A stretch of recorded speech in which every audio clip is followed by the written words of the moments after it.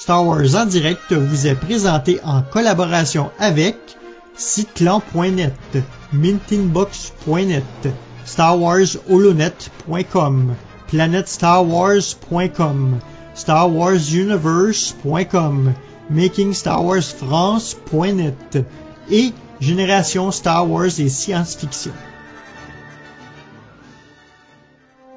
A long time ago, in a galaxy far, far away, there has been an awakening. Have you felt it? A communications disruption can mean only one thing. That thing's operational. Hello, and welcome to Star Wars on Direct. Yes, the voice of Star Wars fandom. The show informs us and entertains us, and it binds the fans together. If you strike me down, I shall become more powerful than you can possibly imagine. The force is strong in this one. Hello, what have we here? Nice for you guys to drop by. We would be honored if you would join us. May the Force be with us. Donc, eh bien, bienvenue tout le monde à Star Wars en direct pour cette spéciale QC la 20e.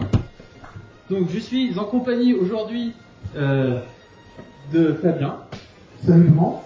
De Loïc. Bonjour à tous. De Thomas. Bonjour. D'un caisse exceptionnel, c'est Pierre de Vidéo. Bonjour à tout le monde.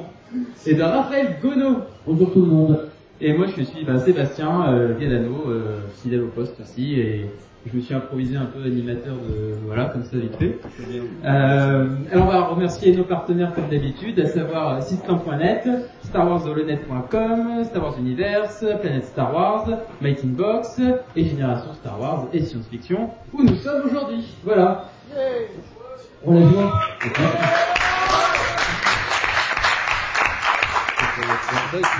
Il fait 9 degrés. Alors, on va commencer par ce premier thème. Alors, à la base, on est beaucoup. Donc, on va essayer de se partager la parole le mieux possible. On va interagir avec vous aussi. Par contre, si vous voulez interagir, ce qu'on va vous demander, c'est de venir sur scène parler dans le micro. Sinon, on va pas vous entendre pour l'émission. Voilà.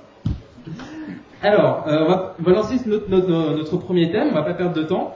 C'est la division de la communauté Star Wars et l'élan de négativisme envers la franchise.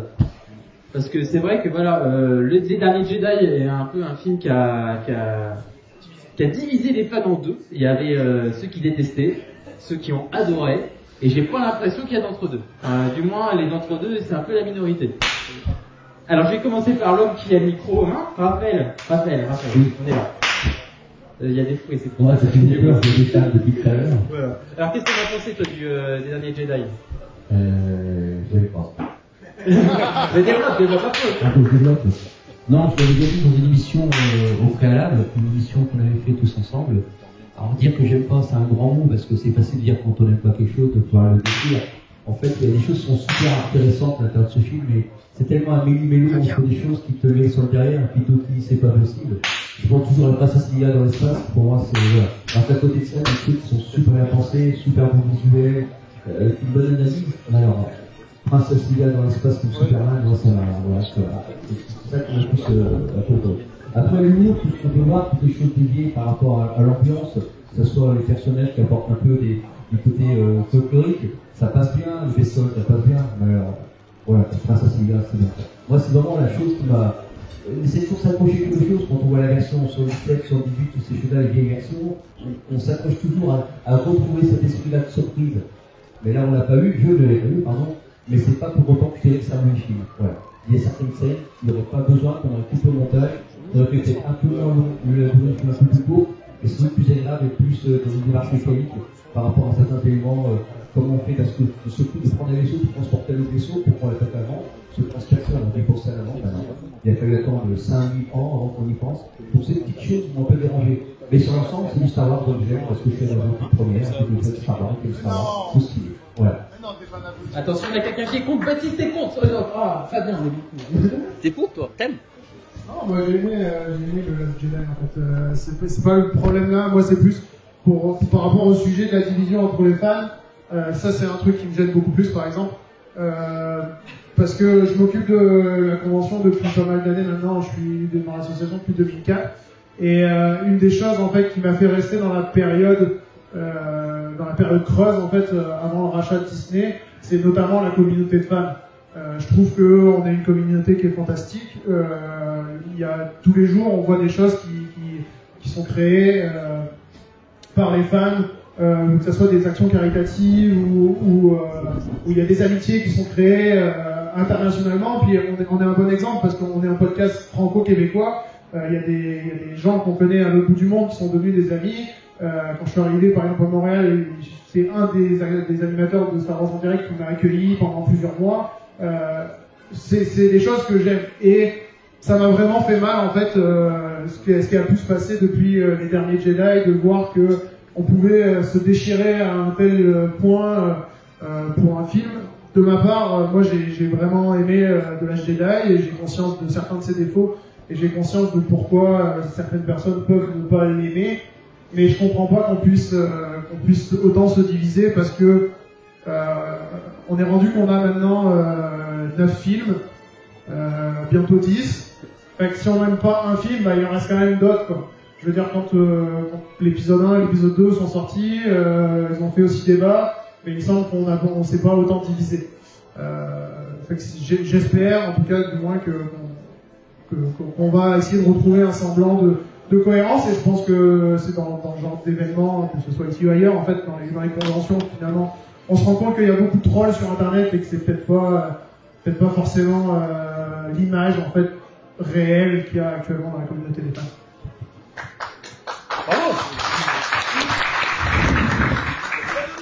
Alors, me concernant, enfin, je vais pas développer trop sur le The Jedi parce que j'avais pas mal développé mon avis. Moi, j'avais beaucoup aimé, j'avais défendu ce point de vue-là, mais en même temps, j'avais respecté le point de vue de ceux qui n'avaient pas aimé, à savoir par exemple Loïc ou Raphaël, qui vraiment avait fait un petit blocage là-dessus.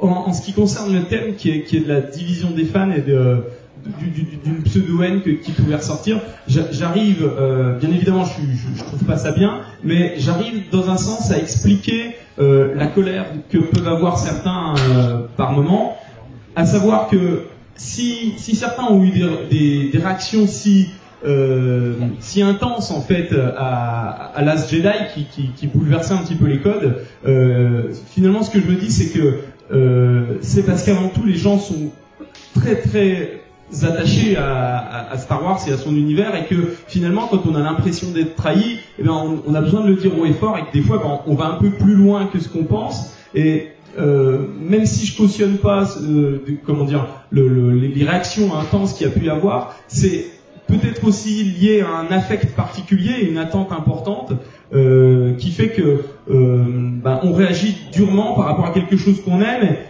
On peut y voir quelques éléments quand même positifs, un petit peu dans un sens.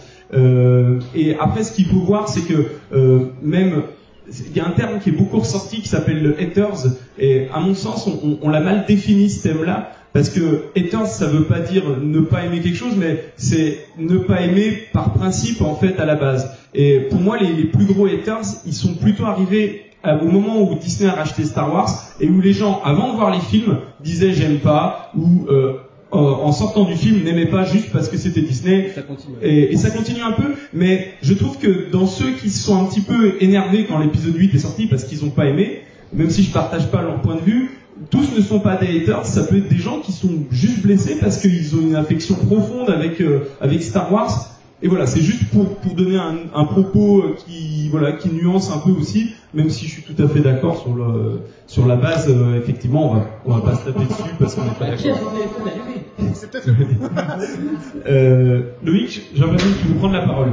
Donc Loïc fait partie des gens avec lesquels je n'étais pas du tout d'accord sur Star Wars 8, par exemple. Justement, je pense que la déception, en fait, elle est à la hauteur de l'impact émotionnel qu'on a pour la saga. Et que plus on aime peut-être Star Wars, moi on va lui pardonner quelque chose qui ne correspond pas à ce qu'on aime dans ces films. Thomas l'a dit, la division, elle est née aussi de tous ces sentiments qui sont qui qui joue en nous. On a tous découvert Star Wars d'une façon différente. On a tous notre Star Wars. C'est très important, c'est de le garder à l'esprit. Ce qui me correspond à moi ne correspondra pas à Fabien, ce qui correspond à Raphaël ne correspondra pas à Thomas, et on doit chacun le voir selon notre vision. La saga elle est suffisamment grande pour qu'on y trouve chacun, je pense, notre compte. Moi, le 8 m'a profondément déçu, agacé et énervé. Il y a des parties que j'aime bien, que je reverrai avec plaisir. Maintenant, il y a plein d'autres films dans la saga, il y a des séries télé, il y a des livres, il y a des romans, il y a des comics, il y a des jeux vidéo. Je pense que chacun peut y trouver son compte sans gâcher en fait le plaisir des autres. On peut exprimer ce qu'on ressent, on peut exprimer sa déception ou son amour sans pour autant gâcher celui des autres. Et je pense que c'est là où la déception des gens n'est pas modérée. On est déçu, ok, on dit non, on échange des arguments. On a eu avec Thomas et une personne sur Facebook un échange extrêmement constructif là-dessus. Alors que nous trois n'étions pas d'accord, sans se taper dessus, sans s'insulter, sans partir dans les extrêmes, et tout ça s'est bien passé. Donc je pense que la division, en fait, elle est pas, c'est pas une fin en soi. Ça s'atténuera dans le temps, et peut-être qu'on se retrouvera sur un autre projet Star Wars, sur un autre film, une autre série, et au final, la saga, elle va encore durer des années. Donc j'espère qu'on aura d'autres occasions de s'y rattacher, en tout cas pour ceux qui ont été déçus.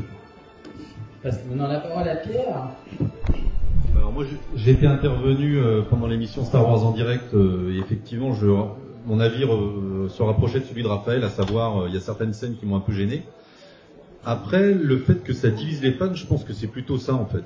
C'est-à-dire qu'aujourd'hui on vit un peu dans une époque où on doit un peu tous penser pareil, et si on pense un peu différemment, on s'attire les foudres des uns ou des autres.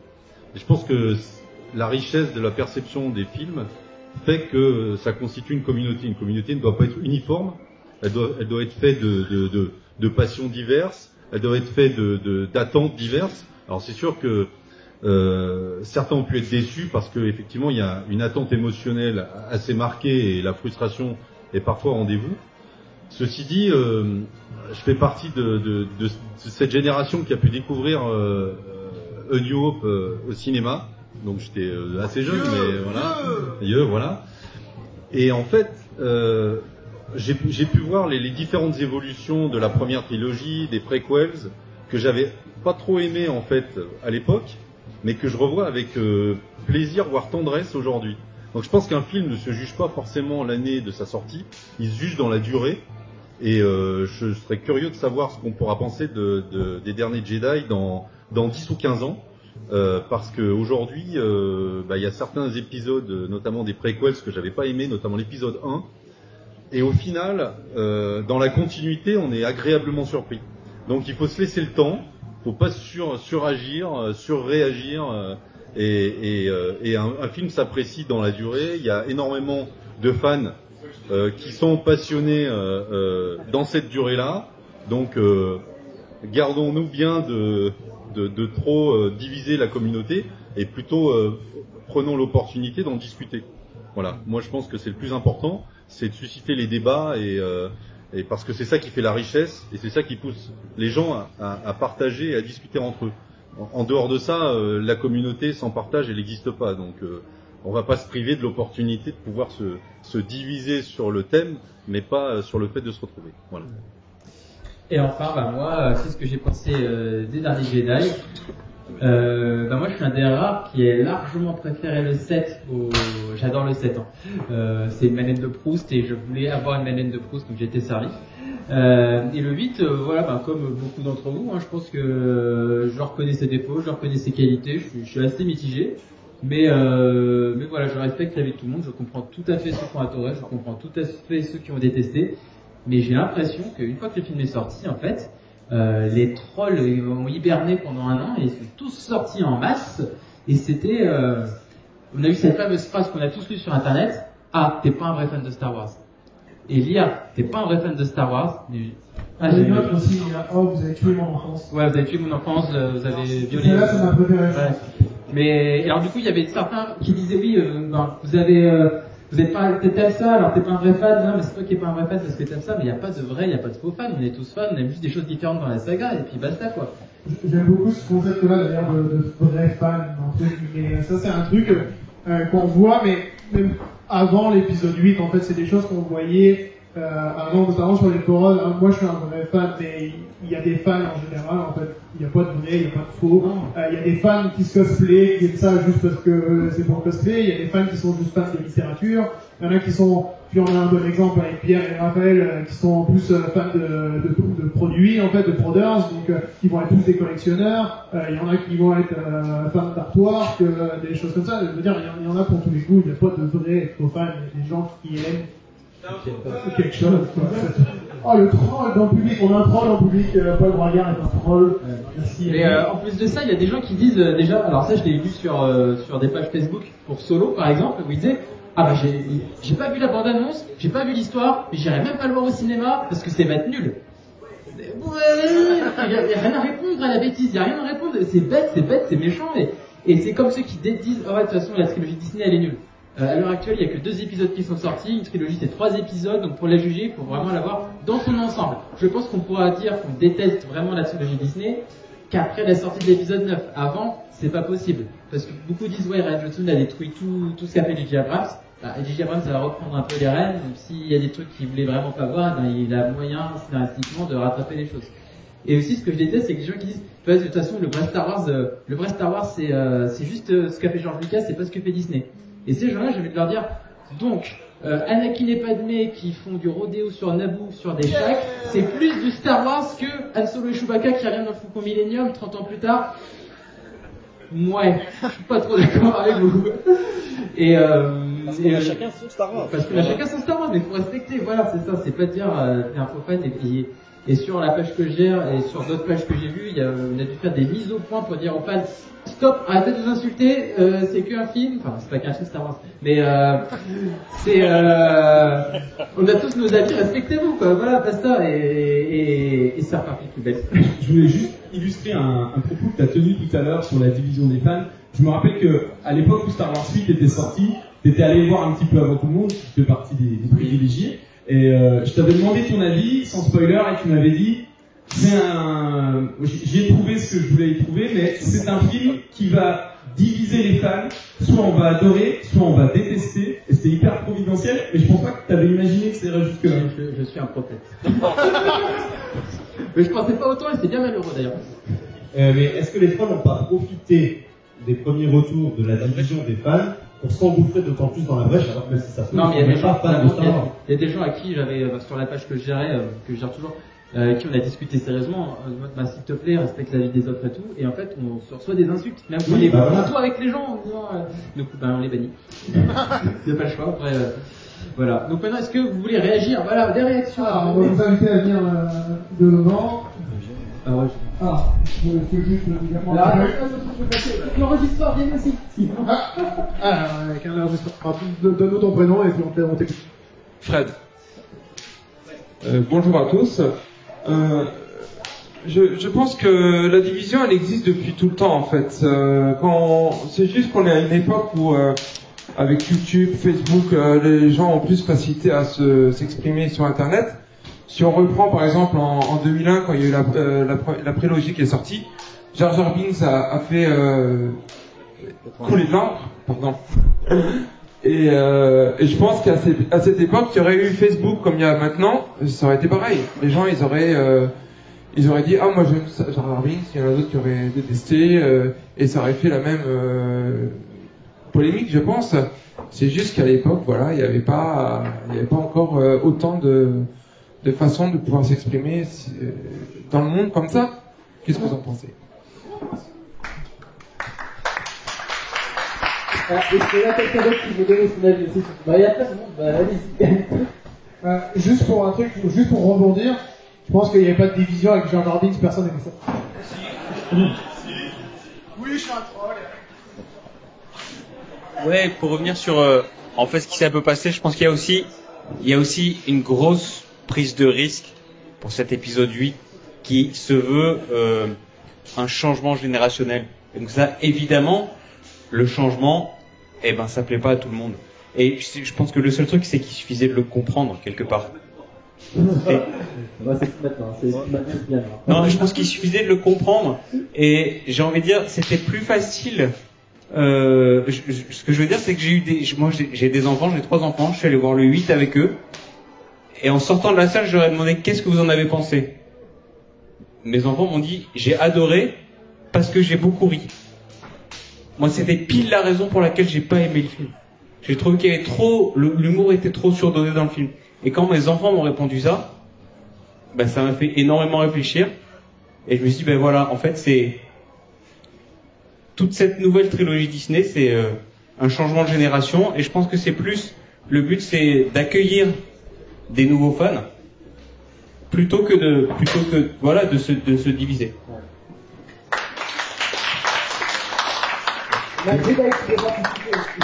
Bon, déjà, on n'avait plus des poils noirs. Hein. C'est pas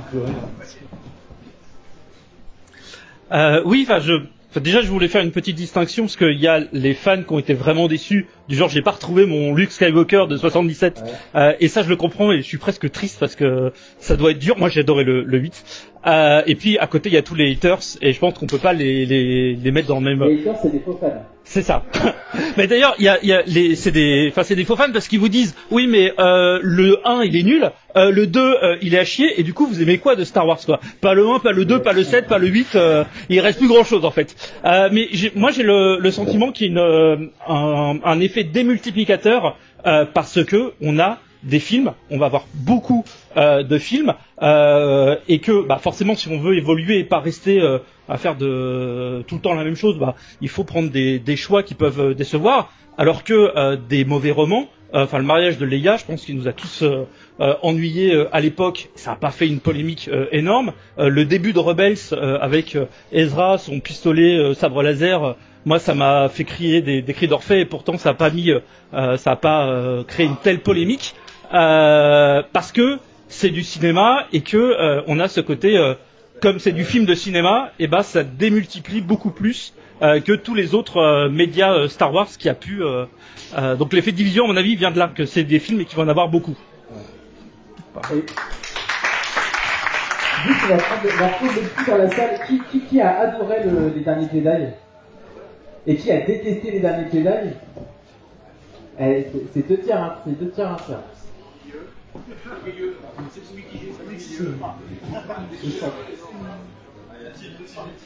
Moi, j'aimerais qu'on parle aussi d'une autre chose avant de vous redonner éventuellement la parole. Puis c'est un sujet que je sais que Seb, tu vas vraiment réagir là-dessus parce que je t'ai déjà vu parler de ça. Il s'agit de justement ce que tu as parlé tout à l'heure, c'est Disney.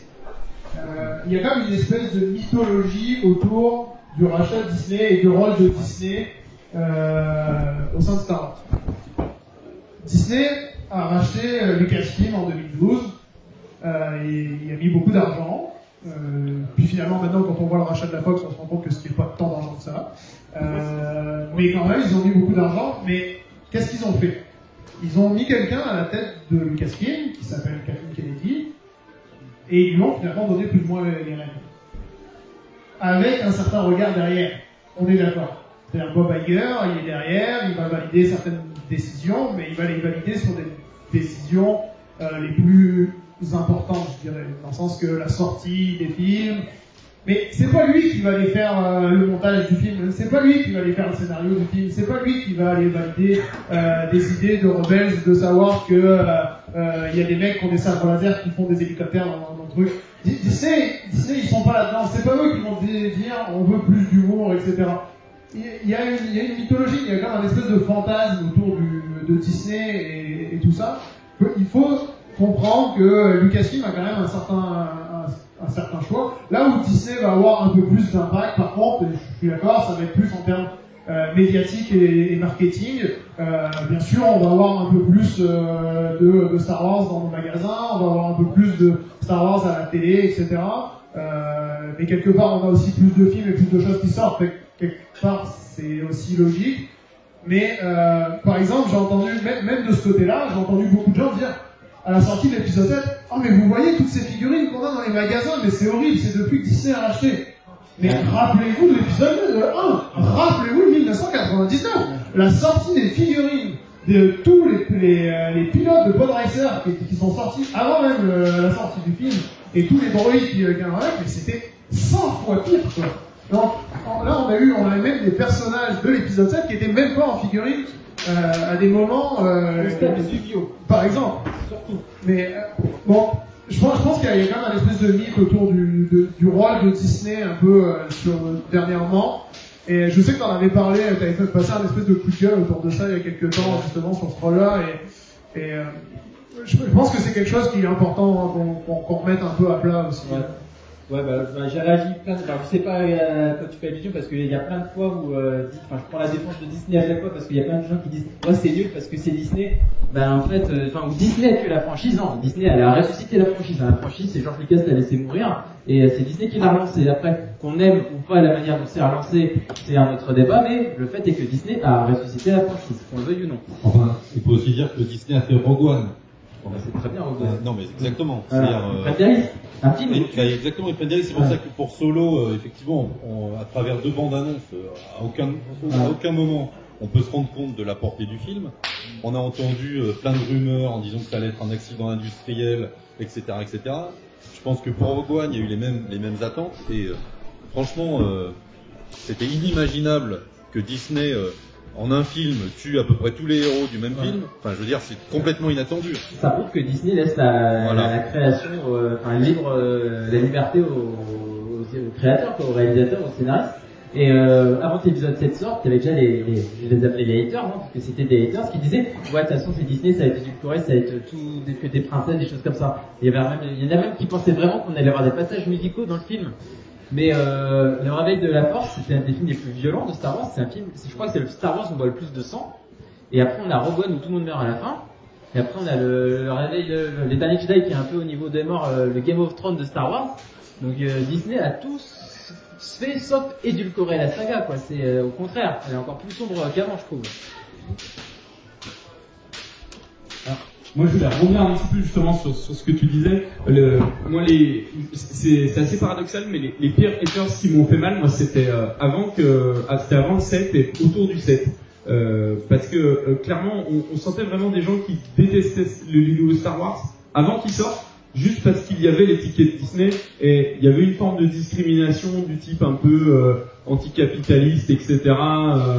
Voilà. Alors que George Lucas, c'est un peu lui qui a inventé les produits dérivés, quoi. Voilà. D'ailleurs, n'hésitez pas, j'en profite pour glisser ça, on avait fait une émission dessus avec Raphaël. Il y a une émission géniale sur les produits dérivés Star Wars qui s'appelle The Toys That Made Us, où tout ça est très bien expliqué et c'est un vrai régal. Et ça vous montrera justement que ils ont pas attendu Disney pour avoir un souci. Ouais, c'est sur Netflix ce documentaire. Une finalité lucrative, ouais, c'est sur Netflix, tout à fait. Il y a un mois d'essai gratuit, donc comme ça vous pouvez le regarder. C'est le premier sur Star Wars. Ouais. Et il y a aussi ça qui est associé. Est-ce que toujours sur ce thème, il y a d'autres personnes qui voudraient venir dire un petit quelque chose sur Disney, sur tiens là. Viens prendre la parole. Les 2 personnes et après on va passer au suivant.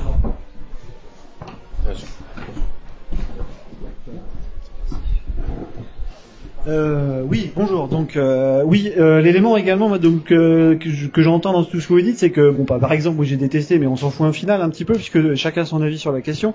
Mais c'est qu'il y a également un élément, c'est que c'est vraiment une promo gratuite. Quand je vois Rian Johnson à tel point, il a vraiment coupé l'herbe sous le pied de tous les fans, on va dire trentenaire, quadra, qui aimait bien la première trilogie, l'aspect un peu rétro, au point ils se sont même allés jusqu'à chercher la nouveauté. Dans un esprit, je dirais presque punk, on va même se passer du cri de Willem, qui était quand même relativement traditionnel et repris.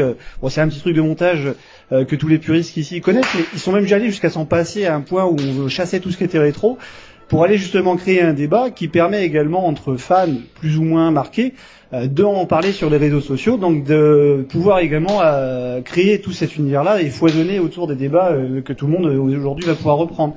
Donc cet élément-là, moi je trouve tout à fait stratégique et intéressant d'un point de vue commercial et même artistique au sens large, puisqu'il permet justement d'avoir un script et un scénar très ouvert que Rian Johnson du coup lui-même a dû alors c'est un peu la sensation que ça a donné, mais je pense que pour le coup ça a été très limite scénarisé également, de le voir essayer de rattraper son scénar et d'expliquer certaines scènes clés que beaucoup de fans et beaucoup de personnes qui avaient détesté le film n'avaient pas compris, à l'image de Leila sans sa cape.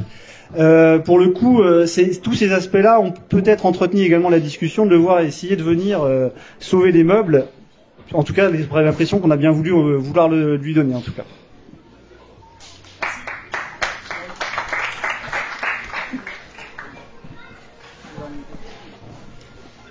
Moi, pour conclure, je dirais que la division, elle est pas spécialement sur le fait que ça soit Disney ou pas Disney. Quand on regarde, quand les films sont sortis une fois passés, pour l'épisode 7, le principal reproche, c'était que ça soit une copie de l'épisode 4. Quand on regarde les produits, genre la fin de Clone Wars ou la fin de Rebels, ceux qui regardent en tout cas ont majoritairement aimé, et Rogue One fait quand même consensus dans la communauté de fans. Donc c'est vraiment l'épisode 8 qui pose problème au niveau des choix qui sont faits, et il n'y a pas vraiment de choses. Et enfin, pour conclure, je dirais qu'il n'y a pas non plus que les haters ou ceux qui ont détesté qui peuvent poser problème entre grosses guillemets, si on peut parler de ça, mais pour avoir discuté longtemps avec des gens qui aussi avaient vraiment aimé, il y a aussi un problème d'ouverture d'esprit de la part, on va dire, du bon côté de ceux qui ont aimé. Enfin, en tout cas, moi, c'est ce que j'ai ressenti dans les discussions que j'avais avec mes amis qui étaient fans. Et il y avait vraiment un gros problème aussi de ce côté-là. Donc, il y a plutôt une incompréhension globale dans le discours plutôt qu'une véritable animosité entre fans, quoi. Ouais, alors on va passer au sujet. Non. Oui, je voulais juste ajouter en fait sur Disney. Oui, désolé, je m'octroie la parole. Sur Disney, que avant en fait de tirer sur Disney à boulet rouge, je pense que chacun doit faire le bilan de ce que Disney a déjà sorti par rapport à ce qu'il a apprécié ou pas, et se dire voilà, très majoritairement j'apprécie ce que Disney a sorti, donc je ne peux pas tirer sur Disney, ou alors très majoritairement c'est assez moyen. Voilà, je sais que dans mon cas, que ce soit roman, comics, film, ça reste très moyen. C'est mon bilan, mais je ne tire pas sur Disney. C'est mon bilan personnel. Donc je prends la mesure de ce bilan. Si ça continue comme ça, je vais peut-être revoir mon fandom à la baisse et puis lâcher certaines choses que je suis aujourd'hui. Et peut-être que dans le futur, j'en aurai d'autres qui vont revenir. C'est ce que je disais tout à l'heure. Et peut-être que chacun doit accorder un peu moins d'importance à la saga pour essayer de s'y retrouver au mieux. Je voulais juste répondre à notre dernier témoin. Je voulais juste repréciser que tout à l'heure, quand j'avais parlé des gens qui critiquaient pour Disney, la seule chose que je voulais dire, c'était que je distingue bien ceux qui critiquent les films parce qu'ils n'ont pas aimé de ceux qui critiquent justement avant l'avoir vu souvent et pour de mauvaises raisons, quoi. Il est évident que ceux qui vont apporter des arguments et dire voilà pourquoi j'aime pas ce film. J'ai des collègues là autour de la table qui l'ont fait, ça me pose aucun problème. C'était vraiment pour bien préciser ça, quoi, pour pas être l'anti-modèle de ce que je donnais, quoi. Ouais, voilà. Ce qu'on veut dire par lecteur, c'est vraiment je veux pas voir le film parce que c'est Disney, donc c'est forcément nul. Voilà, c'est eux le problème, quoi. Et on va passer maintenant, sans transition au sujet suivant parce qu'il faut qu'on avance un peu. Comme vous le savez, j'ai pas besoin de ce micro en fait. Rian Johnson, qui a été donc, du coup adulé ou détesté, va se lancer dans une nouvelle trilogie qui se déroulera dans des lieux encore inédits dans la galaxie, des confins. Voilà, on n'en sait pas vraiment plus, on sait pas à l'époque, on sait pas qui seront les héros, mais a priori si ce n'est que ce sera entièrement nouveau. Donc ce sera une trilogie, et à côté de ça... Est-ce qu'il le sait lui-même? Non, il le sait, il l'a dit, il le savait maintenant.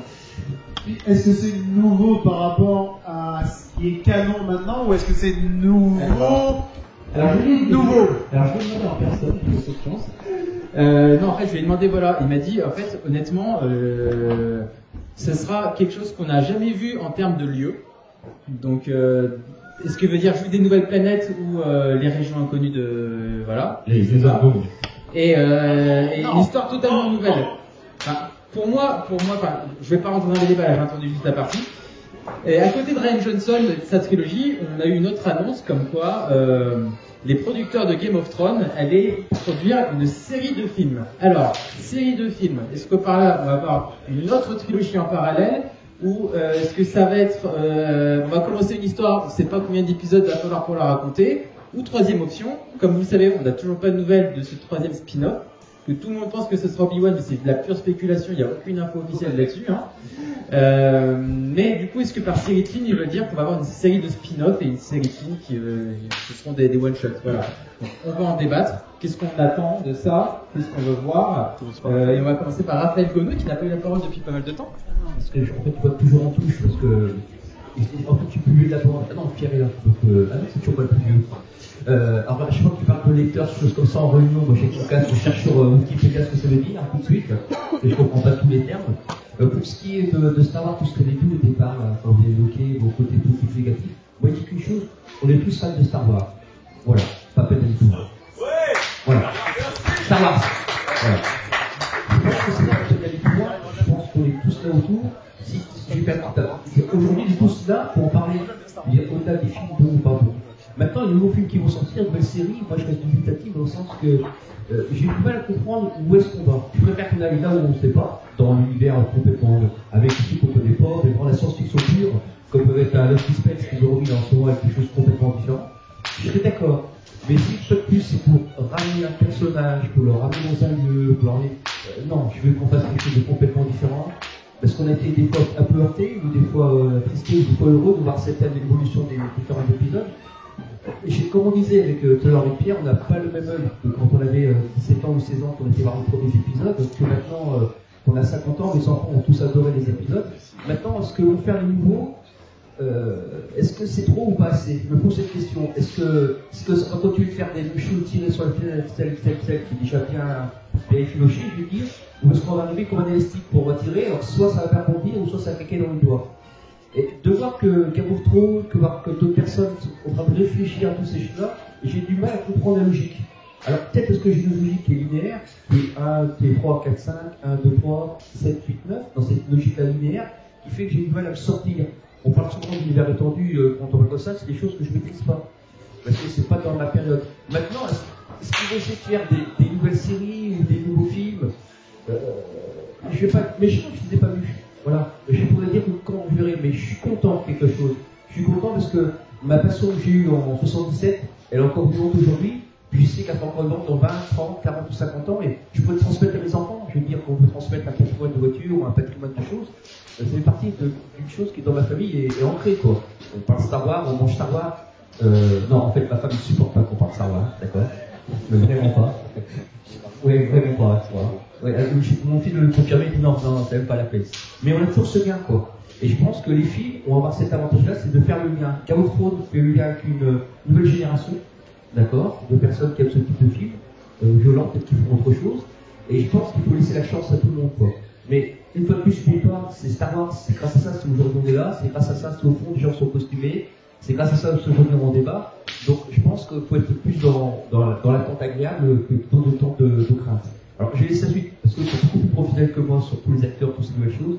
Demandez leur avis sur cette évolution, et à qui je lance le micro. C'est pas voilà, au public alors. Bon, je prends la suite. Ouais. Voilà. On y passera. Ouais.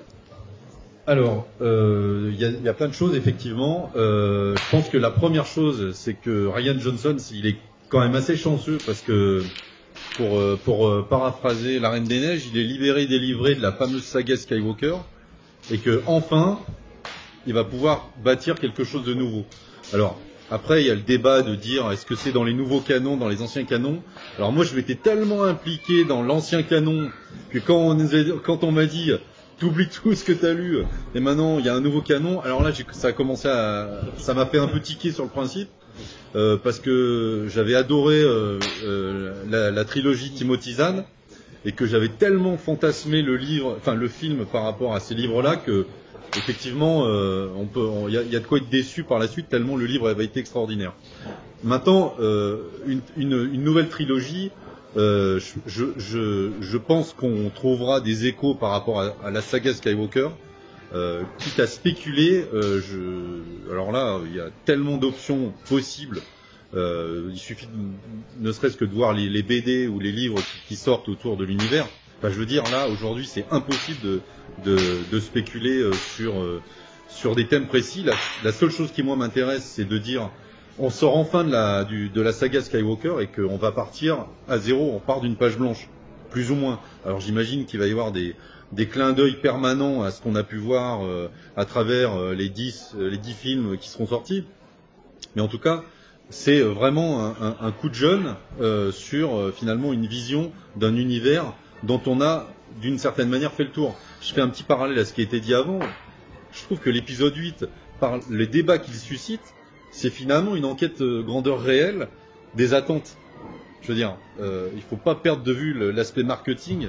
Et je pense que ça n'a pas été décidé comme ça, mais c'est l'opportunité à travers les débats qui sont aujourd'hui suscités à travers les différents fans, une opportunité unique pour Disney de capturer les intérêts. Hein, je pense que on pourrait pas faire une enquête à échelle mondiale et s'y prendre autrement. Enfin, je veux dire là, franchement, chapeau. Et en plus de ça, c'est le même réalisateur. Donc je pense que c'est pas, il peut y avoir de belles opportunités à saisir. Après, en ce qui concerne la série de films, alors moi j'étais parti sur plus une approche série télévisuelle, un peu dans le live série qui avait été un peu annoncé. Ouais, alors là, du coup, m'avez perdu là. Ouais. Donc, Game of Thrones, faut voir. C'est bon, tout le monde est, je pense, est accro globalement à la série. Bon, ça c'est aussi bâti sur des livres qui sont globalement bien écrits. Donc, j'ai aucun avis et aucune spéculation à faire là-dessus. En tout cas, je voulais juste dire que l'opportunité que Rian Johnson a aujourd'hui, elle est juste phénoménale. Donc, j'ai un a priori plutôt positif. Surtout que le réalisateur est plutôt quelqu'un de qualifié et de qualité. C'est sûr qu'il a dû se confondre en explications pour expliquer son scénario, mais il n'empêche que ces explications, elles tenaient la route. Voilà. Donc, sur les spéculations, je vais passer le micro à quelqu'un d'autre. Moi, je veux bien réagir là-dessus, sur plusieurs choses en fait. Moi, ce qui m'a dérangé par rapport à ça, c'est plus l'annonce. Que je trouve précoce. Alors, je suis très content que, comme l'a dit Pierre, qu'on sorte de l'histoire des Skywalker, et qu'on sorte même de ce qu'on fait un peu avec les spin-offs depuis le début, c'est-à-dire qu'on tourne autour quand même de ce qu'on connaît, avec des personnages qu'on connaît trop, qui selon moi devraient pas forcément être touchés, comme pour le film Han Solo, ou des histoires qui sont quand même directement reliées avec les films qu'on a vus. L'univers Star Wars est tellement riche qu'il est facile de créer des histoires ailleurs. Il est facile de s'attarder sur des choses qui sont... moi j'ai envie de voir l'histoire d'un pilote impérial qui monte son académie. J'ai envie de voir l'histoire de Muftak and Cade, qui sont deux aliens au fin fond de la cantina, qui sont... qui sait... J'ai plus envie de voir ça que connaître vraiment ce qu'on touche à Han Solo par exemple. Même si je suis curieux de voir ce film-là.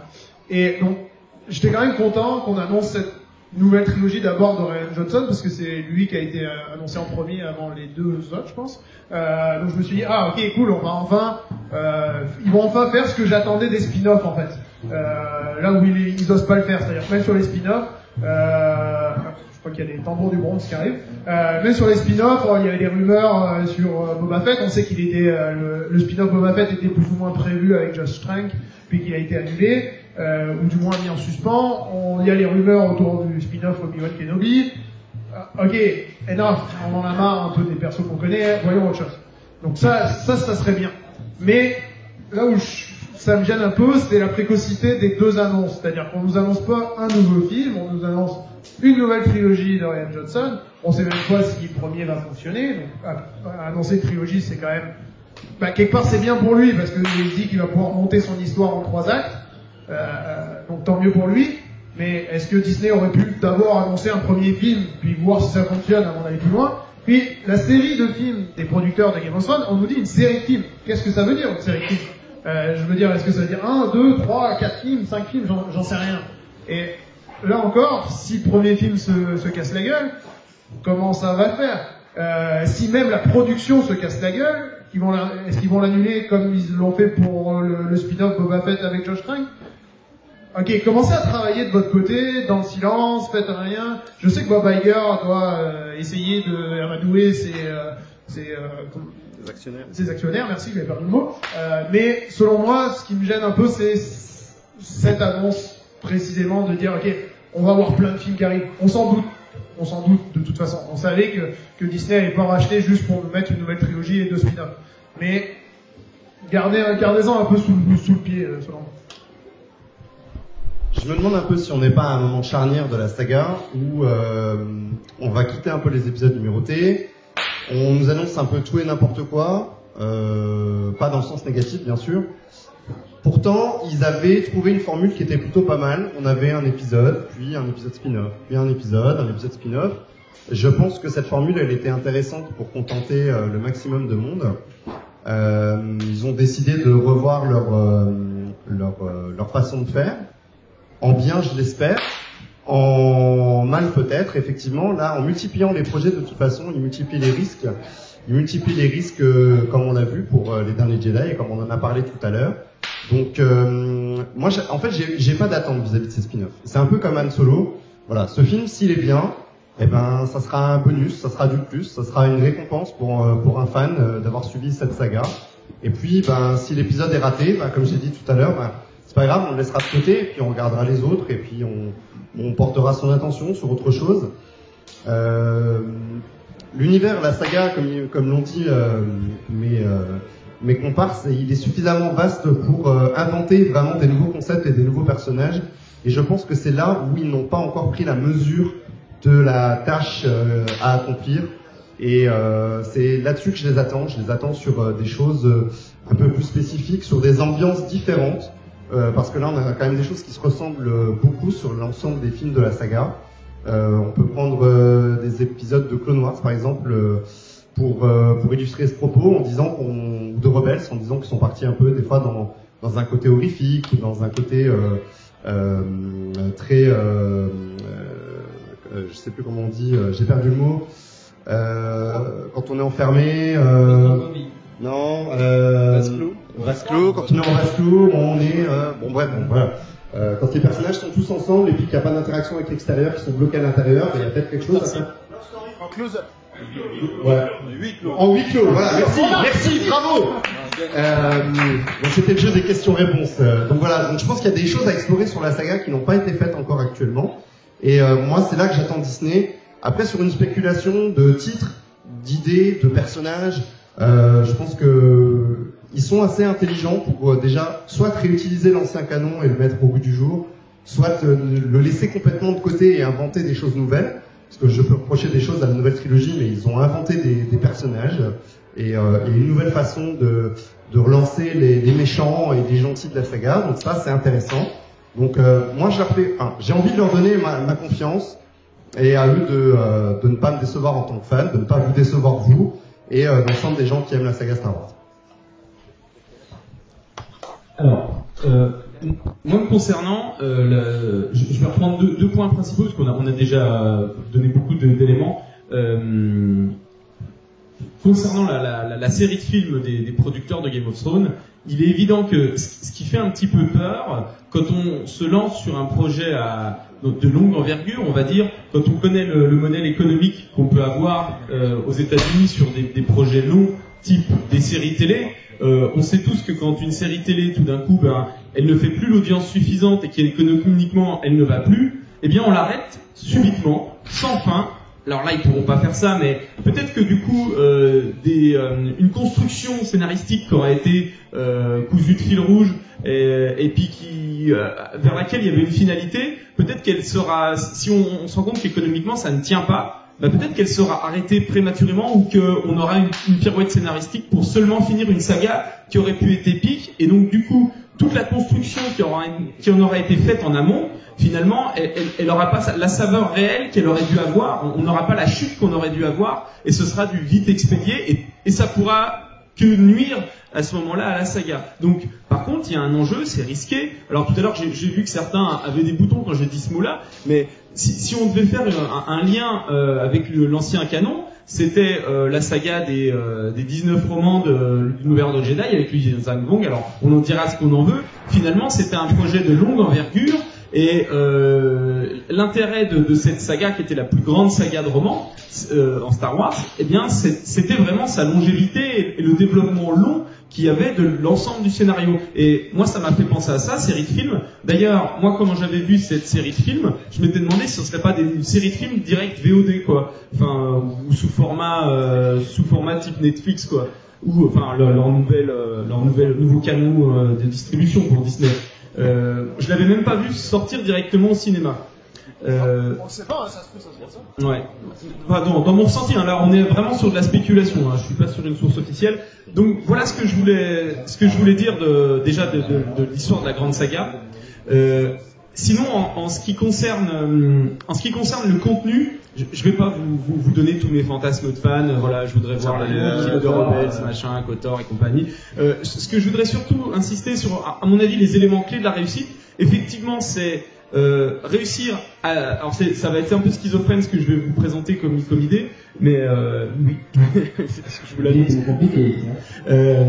À savoir, ce que j'aurais aimé, c'est aller vraiment dans le back-office de Star Wars, comme tout à l'heure le disait Fabien, vraiment les personnages qu'on a en secondaire, voilà, des personnages un peu loufoques, mais qui prêtent pas à traiter. Une chose qu'on voyait justement dans les canons, dans les anciens canons, où on avait un personnage qui se raccrochait quand même à Star Wars, soit par son appartenance à une espèce, soit par une planète, voilà, des codes bien Star Warsiens, mais mine de rien, s'émanciper quand même des têtes d'affiche. Parce que mine de rien, même quand on développe Rogue One ou quand on développe Han Solo et compagnie, il y a une tête d'affiche en fait qui est dessus, qui permet de banquer derrière. Et là, je crois qu'ils ont la possibilité de construire quelque chose de nouveau, mais tout en nous plaçant, et c'est ça qui est intéressant dans l'univers Star Wars, ce nombre de références assez important, les codes qui sont là pour nous faire dire qu'on est dans cet univers partagé, cet univers cohérent. Et moi, c'est surtout ça que j'attends. Et puis par contre, après, je serais très curieux, je vais repasser la place à Sébastien, je serais très curieux de vous entendre spéculer sur vos attentes, même si on en a déjà eu quelques exemples, parce que voilà, on a tous des attentes différentes, et moi les news of Bond, ça me plaît. Juste avant, on va juste dire au revoir à Loïc, il doit nous quitter. Merci à lui. Merci. Et on continue. On applaudit Loïc.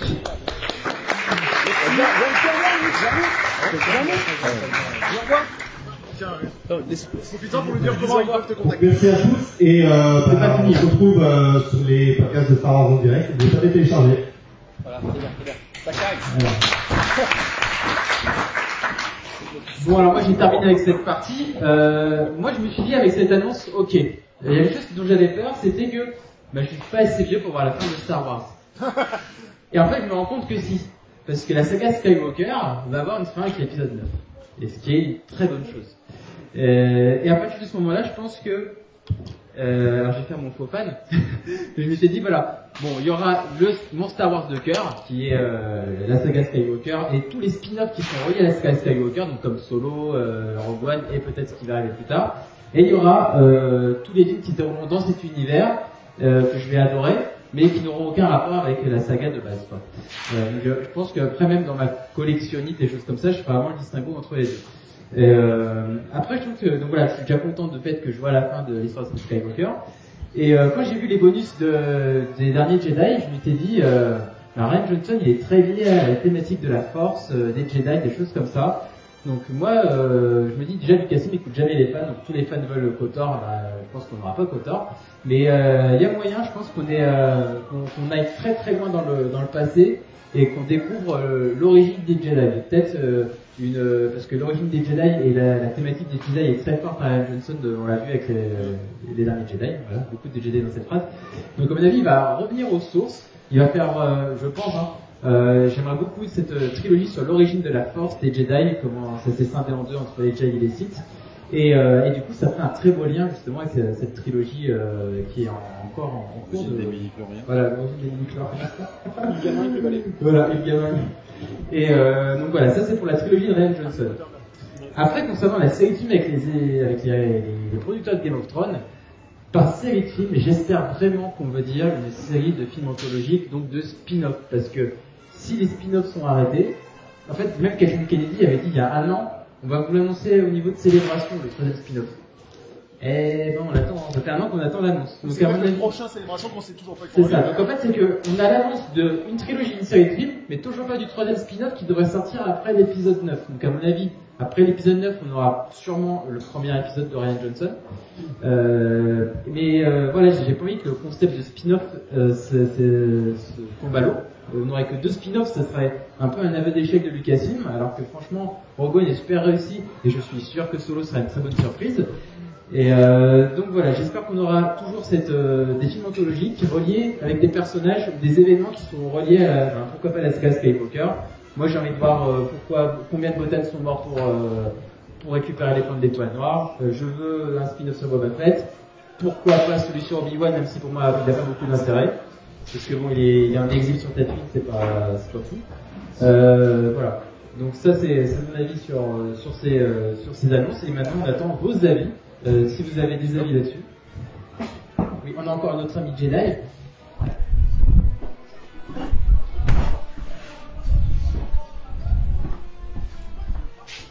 Je vais jouer effectivement au jeu des spéculations sur la trilogie de Rian Johnson. Moi aussi, j'ai bien réfléchi à ce qu'il a apporté et à sa relation avec la Force, mais je me dis, il a tué Snoke. Il doit nous raconter sans nous dire qui était Snoke. Donc il doit nous raconter qui est Snoke, comment il est monté, comment il a eu son ascension au pouvoir.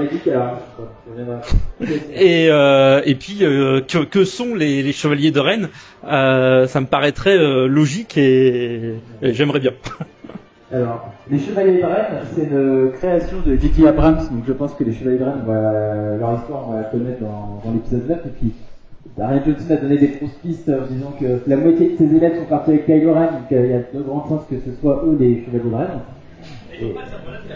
Là ça peut être expliqué. Et ensuite, tu avais dit, attends, on rappelle l'ascension de Snoke. Rian Johnson a dit, un film c'est pas une fiche Wikipédia.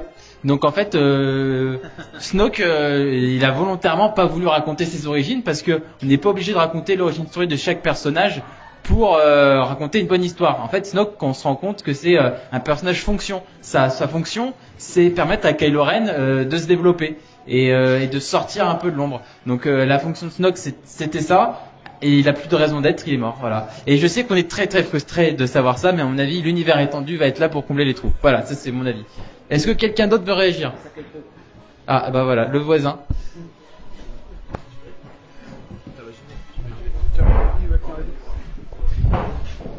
Oui, donc c'était par rapport, parce qu'on parlait pas mal de fonds, donc c'est vrai qu'au niveau des fonds, il y a tellement d'attentes qu'on pourrait rester jusqu'à 3h du mat et parler de ce qu'on voudrait.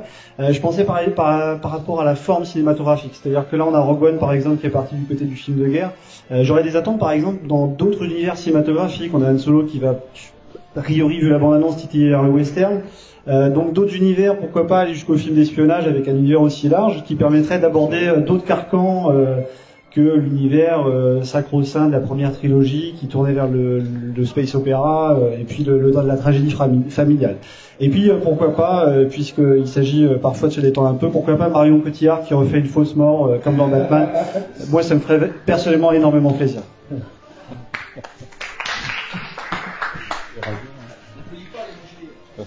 Ah, on attend quelqu'un qui va réagir. Sur les annonces en elles-mêmes, ce que je trouve dommage, c'est qu'elles auraient mérité d'être annoncées dans une convention, genre Star Celebration. Ça aurait clairement, ou à QC, hein, pourquoi pas. Mais ça aurait, on peut fantasmer. Mais ça aurait vendu plus les projets, je pense, qu'un communiqué sur le site de StarWars.com, ça aurait été plus intéressant. Quant aux spéculations, c'est vrai que l'Ancienne République est intéressante pour ce point-là, parce que je trouve que cinématographiquement, c'est celle qui est très intéressante à la mettre au cinéma. Des grosses batailles style Seigneur des Anneaux avec plein de Jedi et plein de Sith. Est-ce que c'est la trilogie Rian Johnson? Est-ce que c'est la série de films? En soi, je m'en moque, mais je trouve qu'il y a quelque chose à faire avec cette période. Pas la même qu'on a vu dans le Legend. Je leur demande pas de faire la même chose qu'on a vu dans le Legend, mais leur version à eux de l'Ancienne République. Ah, il y a pas d'un qui veut parler. Ah oui, ok. Je veux pas t'en parler, mais je vais vous poser une question. Au-delà de comment vous les avez pris les annonces, qu'est-ce que vous aimeriez en fait voir? Est-ce qu'il y a des persos que vous voulez voir? Est-ce qu'il y a des éléments, des périodes particulières de l'ancien univers étendu ou moi tout à l'heure je parlais de Mufta Kenken, c'est un exemple que j'ai lâché comme ça, mais est-ce qu'il y en a qui veulent voir l'histoire des bits du Cantina Band, je précise, des bits, du Cantina Band ou ce genre de choses-là, mais est-ce que vous avez des envies, des fantasmes de fans sur les prochains films? Est-ce que quelqu'un veut intervenir là-dessus? Je suis sûr que vous avez tous déjà réfléchi à...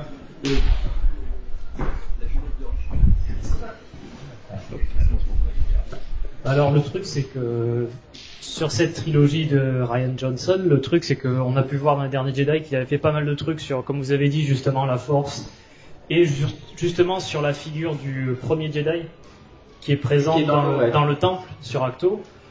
Est-ce que justement les origines de l'ordre, enfin ce genre de choses, ce sera un indice. Hein. Ce serait en lien en tout cas avec ce qu'il a développé déjà dans ce film-là. Donc après, ça serait peut-être quelque chose d'intéressant à voir sur cette trilogie, quoi. Bon, merci.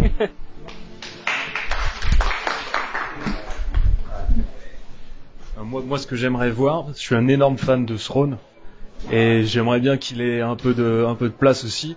Surtout que dans le roman là, qui est sorti, ils nous disent les menaces des régions inconnues, ce genre de choses-là. Et puis les Chiss, je les trouve trop badass. Alors voilà, c'est tout.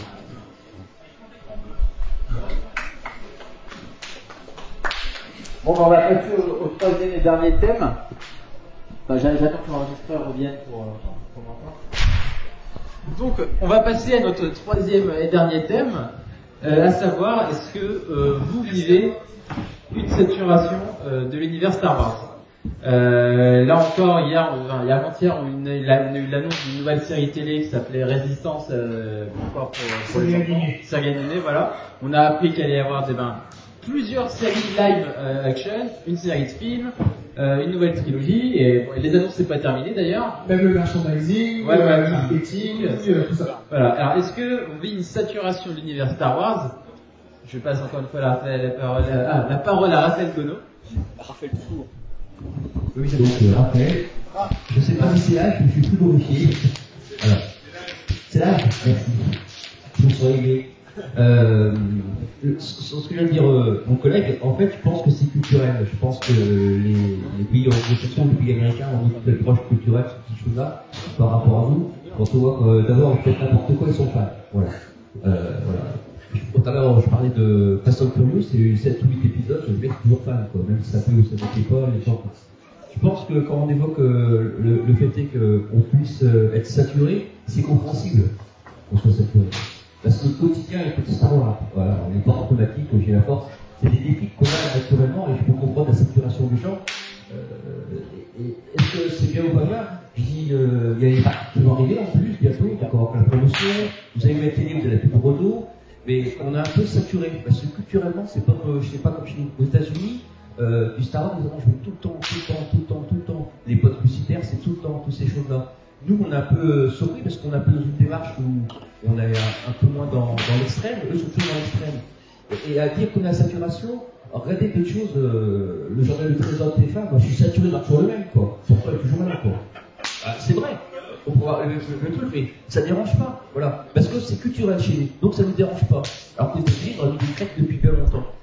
La saturation, elle vient aussi du fait que on a saturé des médias, on a saturé de tout aussi. On parlait des, comme je disais, les hystères, je sais pas quoi là. Les haters. On est obligé de quelqu'un qui est avec moi. Je te remercie parce que je me sens un peu seul. En fait, toutes ces choses-là, c'est des choses que je peux mal comprendre. Mais c'est le fait que les médias fait qu'on est vite saturé. Aujourd'hui, mon fils il n'est pas là. Prenez Fortnite, je prends l'exemple de Fortnite, un jeu vidéo. Mais il n'y a pas un endroit où on ne parle pas sur Internet. Il n'y a pas un endroit où on ne parle pas dans les médias. Il n'y a pas un. Je pense qu'on est saturé maintenant différemment qu'avant. Là, dire qu'on est saturé de Star Wars, je dis ouais, génial. Génial, parce que je disais tout à l'heure, c'est qu'il y aurait du patrimoine intellectuel, patrimoine d'échange. Échanger aujourd'hui, il y a tellement peu de lieux où on peut échanger. Attends, d'accord et pas d'accord, mais toujours échanger sans aucune haine et sans aucune violence. C'est très rare en fait. Je pense que Star Wars a cette chance-là. Après, dans le devenir, la saturation, ouais, quand même un peu parce que j'ai plus de place pour ranger les jouets à la maison, un peu parce que, voilà, ma femme elle a ras-le-bol que je parle Star Wars tous les jours, mais quelque part, ça fait partie du personnage. Quelqu'un qui est d'accord dans le public, une dame. Comment? Il y a une dame qui est d'accord dans le public. C'est vrai? Qui est-ce qui est d'accord avec moi? C'est vrai? Ah d'accord. Donc voilà quoi. Mais je peux comprendre, hein. Moi, ma femme, elle serait là, elle me désagréer en 2 secondes, hein, je peux vous dire, parce que les arguments contre Star Wars, wow. La saturation, oui, mais est-ce que c'est cette saturation bonne ou mauvaise? C'est ce que je veux dire.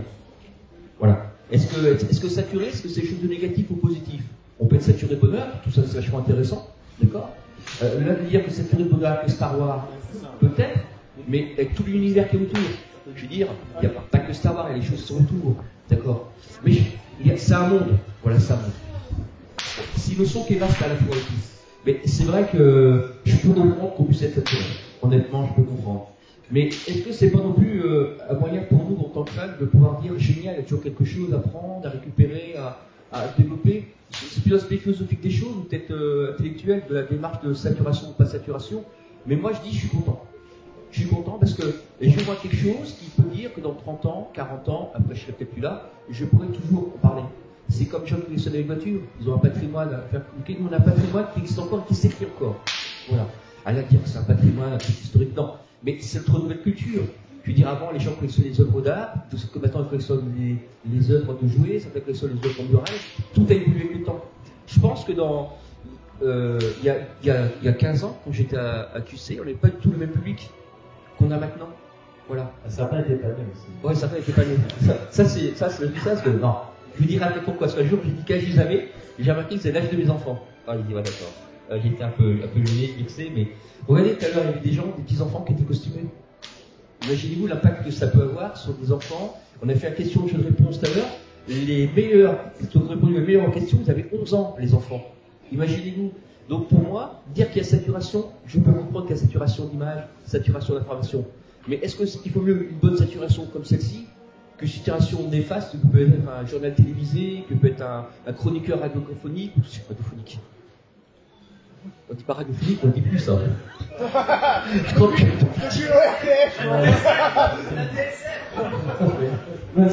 Je vais arrêter de dire les deux mots. Voilà. Mais voilà quoi. Mais je pense que la saturation, elle est bonne. Voilà. Il y a saturation, mais pour moi, c'est saturation qui reste tout seul. Voilà. Alors, je vais passer la pause à mes collègues avec des mots beaucoup plus adaptés que les miens. Merci. Non, merci Raphaël. C'était excessivement intéressant. Non, mais vraiment. Eh ben moi, je vais prendre un peu le contre-pied de ce que tu as dit. En fait, il y a une lecture à différents niveaux, à différentes époques. Au temps de la première trilogie, on pouvait pas parler de saturation parce qu'on avait en gros des films qu'on pouvait voir qu'une fois au cinéma ou deux, mais la vidéo, la VHS, c'était pas disponible.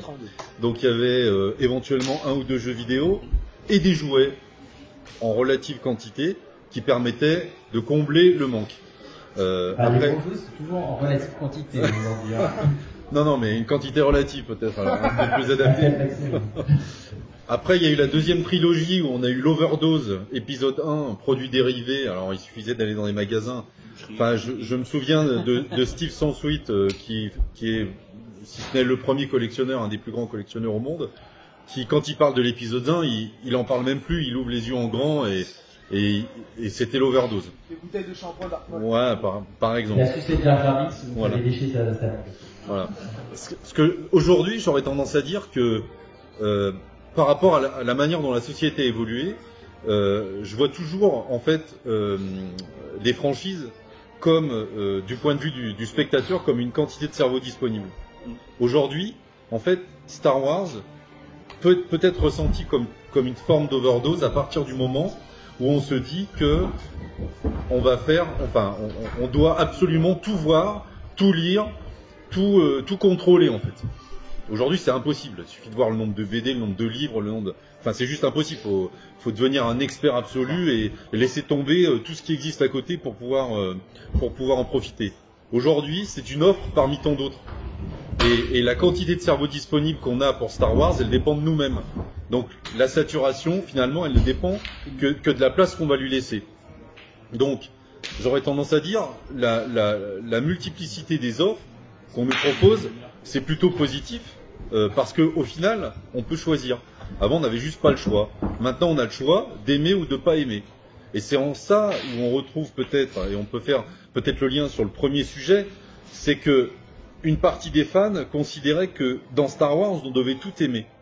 Aujourd'hui, la société montre et l'évolution de la société montre que, finalement, on aime ce qu'on a envie. Et Star Wars, se plie à ce nouveau modèle. Et finalement, c'est peut-être pas un mal. Alors, il y a des nouveaux épisodes pour les enfants. On a largement oublié The Clone Wars, la série de Tarkovsky. C'est Clone Wars, voilà, qui était absolument génial. Donc plus personne ne parle et je vous encourage à regarder regardez ces deux saisons. Mais encore une fois, je pense qu'aujourd'hui, il n'y a pas du tout overdose. Star Wars s'est adapté à l'économie de marché. Disney, c'est une entreprise qui a des actionnaires qui doivent faire des retours sur investissement. C'est comme ça. Donc on multiplie les offres pour les différents segments marketing, parce qu'aujourd'hui c'est ça. Maintenant, c'est à nous les fans de consacrer ou non notre cerveau à cette offre. Et donc, si on pense les choses de cette manière-là, on verra que finalement, il y a overdose que si on laisse l'overdose se produire. Oula. Après ces sages paroles, je vais passer la parole à Fabien. Ouais, Thomas. Alors, concernant cette saturation, effectivement, je vais vous donner 2 exemples en fait qui pourraient illustrer un petit peu la question de la saturation avant de répondre. Je me rappelle que quand j'étais allé voir l'épisode 3, quand ils avaient lancé le menu déroulant, je l'avais filmé et j'avais dit à tout le monde, regardez, je vais le filmer parce que ça, on le verra plus jamais, quoi. Et en ce sens-là, je m'étais dit, waouh, c'était un moment hyper intense. Et la seule fois où j'ai vécu un truc plus fort au ciné, c'est quand j'ai été voir Star Wars épisode 7. Et ça m'a fait à peu près le même genre de sensation, sauf que j'ai préféré le 7, c'est fou, mais c'est comme ça. Et de fait, le Star Wars 7, en plus, ça va illustrer quelque chose que Raphaël a dit, c'est que à l'époque, le 3, j'étais allé le voir en famille avec mes frères, et que cette fois-ci, j'ai été le voir le 7 avec mes enfants. Et ça avait... ouais, c'est qui foutent le bordel. Ils sont restés à la maison là aujourd'hui. Ils viennent demain. Cet épisode 7, du coup, ça reste mon plus grand souvenir cinématographique parce que il y avait cette attente qui avait duré. Ça veut pas dire, même si j'adore ce film, ça veut pas dire forcément que c'est le meilleur, mais émotionnellement, voilà, qu'est-ce qui fait qu'on aime quelque chose, quelqu'un, c'est tout un ensemble de choses finalement qui sont pas forcément mesurables ou quantifiables. C'est une somme de choses qui se cumulent, et notamment la rareté, l'attente joue évidemment. Et même si le 8, je l'ai trouvé exceptionnel à mon sens, je l'ai trouvé tellement moins intense que le 7, certainement aussi pour ces raisons-là. Et dans un sens, si je le fais sous forme de dissert, je sais pas si vous avez vu, pour le côté thèse, dans un sens, effectivement, il y aura moins ces émotions, intenses qu'on va ressentir. Enfin, à mon sens, ça c'est clair. De la même manière, les premières fois quand The Clone Wars avait commencé, les premiers épisodes, moi je me rappelle, je les attendais mais comme un dingue. Et je les regardais en VO 3-4 fois, après repareil en VF. Puis maintenant, Star Wars Rebels, j'attends qu'ils sortent en VF pour le regarder ensemble, en famille, machin. Donc c'est plus tout à fait la même consommation, mais est-ce que c'est lié à la qualité? C'est certainement l'aspect attente. Donc dans un sens, oui, effectivement, il y a cette petite saturation qui fait que on ressent les choses peut-être de manière moins intense. Néanmoins, est-ce que la saturation va nous empêcher d'en profiter? Absolument pas, je dirais. Puisque du coup, on l'a dit tout à l'heure, c'est pas parce que la quantité n'empêche pas la qualité, puisque on n'a pas la reproduction de quelque chose identique. Alors moi, j'ai de la chance de pouvoir vous dire ça, parce que moi j'ai aimé le 8, j'ai trouvé que ça a changé radicalement. Rogue One, j'ai trouvé que c'était franchement bien essayé, même si j'ai moins aimé que les autres films, mais j'ai trouvé d'énormes qualités dedans. Donc dans ce sens-là, tant que les productions qui sont faites finalement restent qualitatives, et en plus elles sont diverses. Même là, le solo, on le sent venir, je l'attends pas forcément, mais je sens quelque chose d'original dedans. Et donc du coup, tant qu'il y a de la diversité, tant que c'est renouvelé, finalement, on s'ennuie pas. Et l'exemple que je donnerais, alors c'est pas pour faire du lobbying Marvel, mais apparemment Infinity War est sorti. C'est le 20 et je sais plus combienième film. 20e, bah voilà, 20 tout rond. 19e, je crois. À peu près une vingtaine, on va dire. Et apparemment, c'est génial et ça a emballé tout le monde et les gens en redemandent du coup. Alors, j'ai envie de dire tant mieux quoi. Et ce sera peut-être une source de diversité. Et on disait tout à l'heure, pour finir, là c'est la conclusion de ma disserte. Loïc disait, ça c'est la phrase de Loïc par rapport au premier thème qu'on a eu. Il me dit souvent, comme ça évite qu'on s'engueule parce que des fois on n'est pas d'accord. Et il me dit, de toute façon, on a chacun notre Star Wars, et c'est clairement ça que ça va nous donner, c'est chacun son Star Wars. Et moi par exemple j'adore les Ewoks, je sais que apparemment c'est générationnel, mais le film Ewoks aussi j'adore les 2 téléfilms des Ewoks. C'est pareil, il y a une contextualisation qui doit jouer là-dedans, mais je les revois à chaque fois, ça m'émue les films des Ewoks. Et Et donc de fait, bah oui, j'assume. Merci pour cette confession. Voilà. Et tout ça pour dire que tant mieux quoi qu'on ait de la diversité. Et puis on a un petit peu moins de littérature, mais on aura plus de films. Et en littérature, on avait un roman tous les mois, quasiment à une époque. Pourquoi pas un film tous les ans, si c'est de qualité. Hein. Voilà ma conclusion. Ouais. Ah non. Si.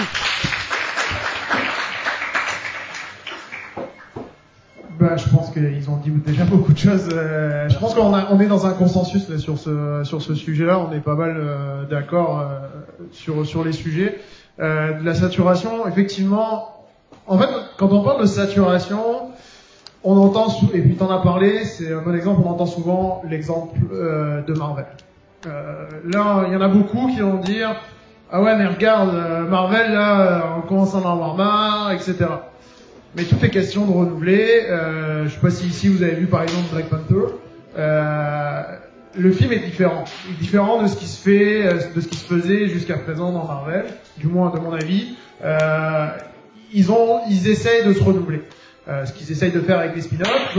Pierre en a parlé notamment d'essayer de faire d'autres styles de films. Quelqu'un en a parlé dans le public tout à l'heure, d'essayer d'avoir des styles différents de films, comme c'est le cas par exemple avec Marvel qui a essayé de le faire, qu'on aime ou qu'on n'aime pas, mais le premier Ant-Man qui a eu une difficulté de production aussi, le but c'était d'en faire un film d'espionnage. Il y a eu des tentatives comme ça de faire des films un peu différents, de sortir un petit peu des codes que l'on connaît. Star Wars a beaucoup de codes, mais ça peut être autre chose.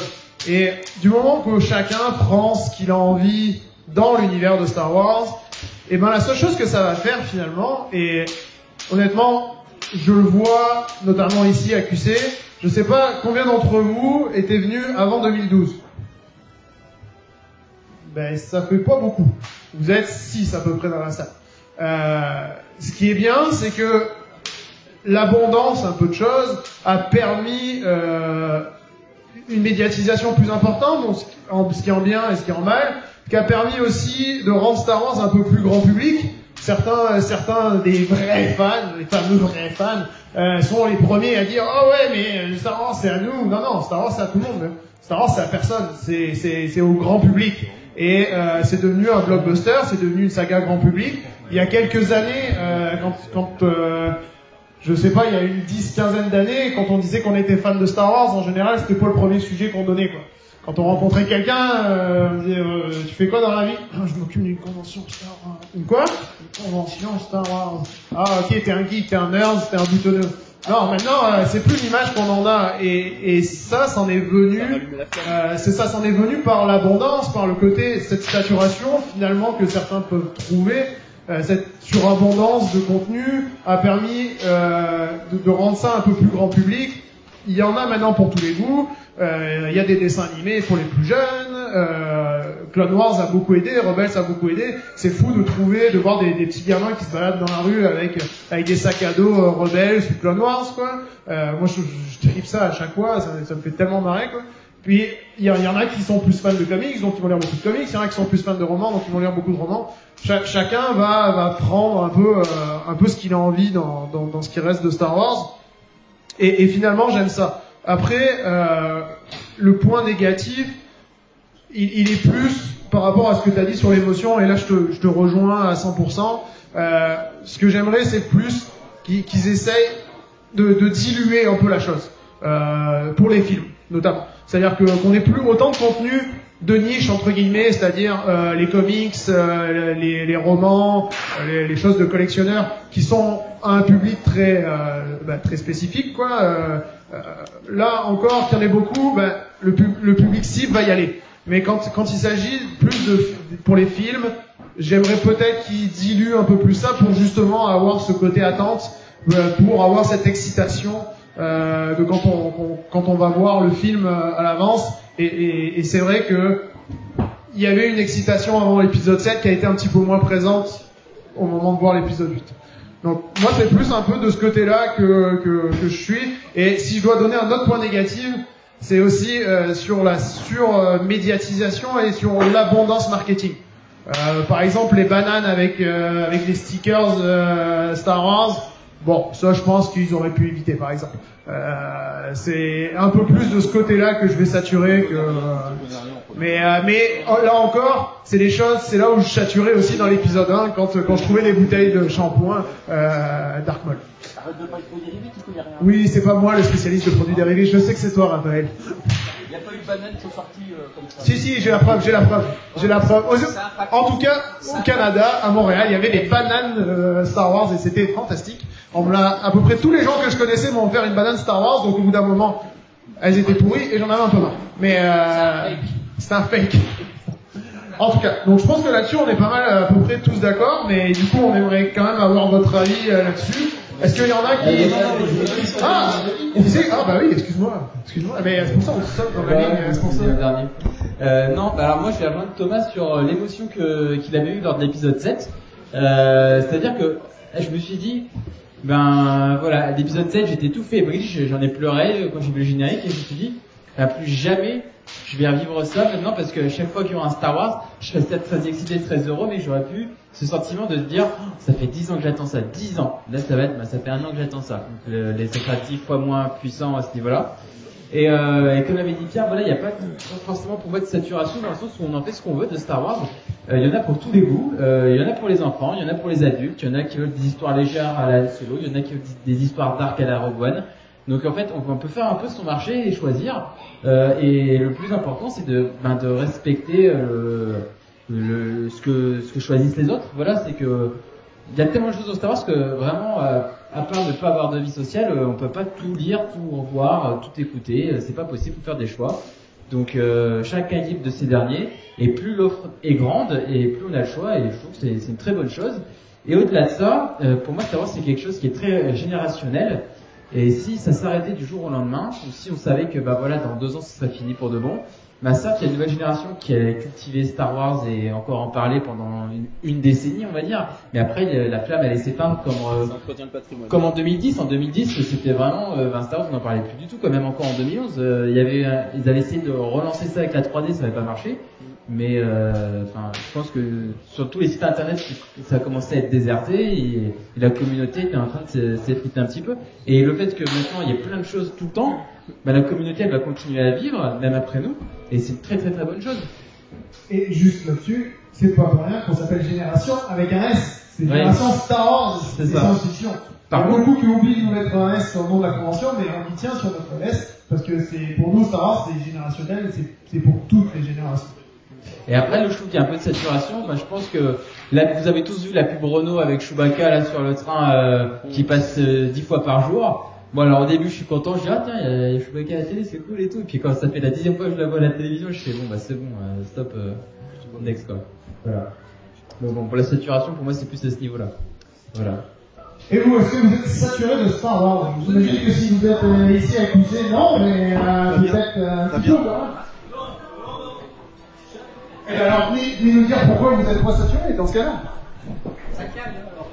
Est-ce que même ça vous êtes encore plus fan qu'avant, dans le sens que l'abondance de Disney vous a aidé à développer votre fanitude, si je peux dire. Allez, venez en avant, dès vous prononcer. On vous entend pas là, sinon on enregistre pour le podcast. Donc. Vous avez vu la différence entre un mec du Sud et un Canadien?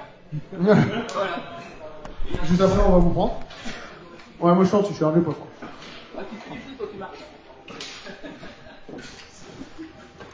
Bon, moi je suis pas saturé du tout. Ça se voit. Pardon. En Schtroumpfer. Alors, moi, je trouve, enfin, c'est un avis personnel, ça n'engage que moi. Il y a pour moi 3 catégories de fans. Il y a quand même les nostalgiques. Ensuite, il y a ceux qui ont un côté quand même sombre, gothique et qui ont préféré sans doute les livres. Et moi, il y a une 3e catégorie, c'est les ravis de la crèche. Et c'est un peu mon cas. D'accord. Voilà. Merci. Les ravis de la crèche, c'est-à-dire que tout ce qui est Star Wars me plaît au sens où c'est l'univers qui me plaît et je rejoins ce qui a été dit sur le fait qu'il y a une multitude de choses et chacun choisit un petit peu ce qui lui ressemble dedans. Parce que ce qui compte dans un film, l'air de rien, c'est aussi la vie du spectateur, mais ça veut dire qu'on n'a pas tous les mêmes récepteurs Ça veut dire qu'il y a des personnes qui vont être réceptives, par exemple, à une love story, plus, par exemple, ce qui s'est passé dans les épisodes 1, 2, 3. Pour d'autres, ça va être les batailles spatiales. Pour d'autres, ça va être le bien et le mal qui sont traités dans Star Wars, bien sûr, c'est un peu... Et si on reprend les interviews d'Irvin Kershner, parce que l'Empire contre-attaque fait un peu l'unanimité, si on reprend les interviews d'Irvin Kershner, on s'aperçoit quand même que ça a été très très travaillé, que c'est pas un hasard, que c'est pas une espèce de foire à pognon comme on le raconte souvent. Disney a racheté Star Trek, excuse-moi.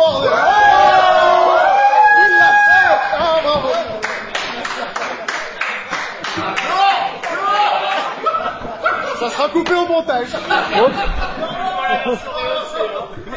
Vous étiez en train de vous endormir, c'est pour ça que... Bon, enfin, il y en a une aussi de William Shatner avec George Lucas comme ça qui traîne sur Internet qui est vraiment très bien, quoi. Qu'est-ce que je disais déjà Non, ça... c'est plus, hein. Le rachat de Oh, ouais, ça... Je ne suis qu'un trooper. Oh. Et donc le rachat de Disney, pour moi, c'est une chance parce que je me rappelle très bien à l'avant-première au Grand Rex de l'épisode 3. Donc c'était fini. Et je me rappelle être sorti du Grand Rex, il était 5h du matin. Il y a eu 2 séances parce qu'il y a eu une première séance qui était complète, ils en ont rajouté une deuxième entre 3h et 5h du matin à peu près, hein, je vous le fais à peu près. C'est à celle à laquelle je suis allé. Il y avait des gens en larmes à la sortie, donc je me rappelle, il y avait 2 nanas, une qui pleurait à chaudes larmes en disant c'est fini, il y aura plus jamais de Star Wars. Parce que notre bon vieux Lucas, il avait dit voilà, j'arrête, j'en ai marre. En gros, hein, je fais simple hein, quand même. Et moi, ça me désolait aussi. Et j'étais content quand même qu'il y ait eu d'autres épisodes, parce que je vous avoue que quand même, moi, je suis un vieux fan de l'époque de 77. Quand j'ai vu l'épisode 1, j'étais à Montpellier pour l'avant-première. Faut dire que c'est descendu un peu dans les chaussettes. J'attendais vraiment que ça éclate. Et puis, c'était un épisode un peu en demi-teinte. Plus tard, j'étais drôlement content qu'il ait fait des épisodes en demi-teinte, où on parle d'embrouille politique, où on parle d'un conflit amoureux qui est sur fond de politique mal digérée, de république mourante. J'avais trouvé ça finalement pas mal. Et quand l'épisode 1, 2, 3 ont été finis, bah ça a été magique, j'ai trouvé ça bon, quoi. Voilà. Mais bien sûr, j'ai pas retrouvé la folie que j'avais eue quand j'ai vu l'Empire contre-attaque pour la première fois, où là, j'ai été scotché au mur. Je m'en suis jamais remis. Mais... De Star Trek. Et donc voilà, mais moi j'étais un fan nostalgique et petit à petit je me suis transformé en ravi de la crèche parce que bon c'est un mot un peu simple pour faire de l'autodérision, mais parce que j'aime Star Wars quand par moment il y a quelque chose, je me dis il n'y a pas ça dans d'autres films quand même, ou alors ça a été copié ou ça a inspiré. Quand on prend ce qu'a dit même Ridley Scott qui a dit je me suis quand même inspiré, j'ai changé même mon point de vue sur Alien pour fabriquer Alien quand j'ai vu Star Wars. Là maintenant ce qui sort les épisodes 7 et 8, bah le 7 c'est pareil, j'ai trouvé que c'était un peu gentil, j'ai trouvé pas fan mais j'ai trouvé intéressant, mais ça m'a pas arraché la tête plus que ça. En revanche quand j'ai vu le 8, j'ai pris un souffle, je dis non en fait j'aime ça quoi. Voilà. Ah j'ai adoré ça. Voilà, c'était mon avis mais ça n'engage que moi. Voilà. Je suis désolé pour le micro, je sais pas parler avec un micro. Je crois qu'il y avait quelqu'un d'autre qui va intervenir sur la saturation. Il a tout dit. Allez, un dernier avis. Bah, moi, je comprends pas en fait qu'on dise qu'il y a une saturation. Si on regarde les films, si on compare à l'autre grosse licence qui est Marvel, on a 3 Marvel par an, on a un Star Wars par an. Un Star Wars par an, ça me paraît être un rythme quand même, un bon rythme, à la fois digeste et puis ça fait un rendez-vous. Moi, je fais partie de ceux qui sont tristes que Solo sort en mai parce que j'aimais bien mon Star Wars de Noël. Et historiquement, je sais que c'est plus l'inverse, mais moi j'aimais bien mon Star Wars de Noël. Donc en film, bah un par an quand on a attendu 10 ans, ça me paraît pas fou, surtout comparé au Marvel. Et jusque-là, parce que j'aime le 8, je trouve qu'ils sont tous de qualité, ce qui n'est pas le cas chez Marvel. Enfin, Thor Ragnarok qui se fait abattre par un taser quand on est dieu du tonnerre, bon, on repassera. Mais je trouve que le rythme est bon. En jeu vidéo, on a eu 2 Battlefront sur cette génération-là. Là, on a eu des Dark Forces, des Jedi Knight, des jeux de stratégie. Où est la saturation comparé à avant? Bah non. En roman, comme le disait Thomas, bah on a un rythme 1 tous les 3 mois. Là, on avait 1 par mois avant. En BD, en comics, c'est pareil, le rythme me paraît pas si illisible que ça. Enfin, j'arrive à lire les BD, les romans, j'accumule un peu de retard parce que je veux lire le destin des Jedi alors que d'autres s'en privent. Je pense à toi, Thomas. Mais non, c'était chiant. Mais enfin bon, globalement, le rythme est. Je suis même frustré qu'on reste tant sur la trilogie classique. À part pour Dameron ou ce genre de choses où on ronge un peu son frein en disant mais qu'il lâche les vannes. Donc le seul endroit où je trouve qu'il y a de la saturation et que j'arrive pas à suivre, c'est Fantasy Flight Game qui craque son slip et qui nous sort plein de nouveaux jeux et plein de nouvelles extensions et le porte-monnaie suit pas. Mais en dehors de ça, je comprends juste pas qu'on dise qu'il y a de la saturation.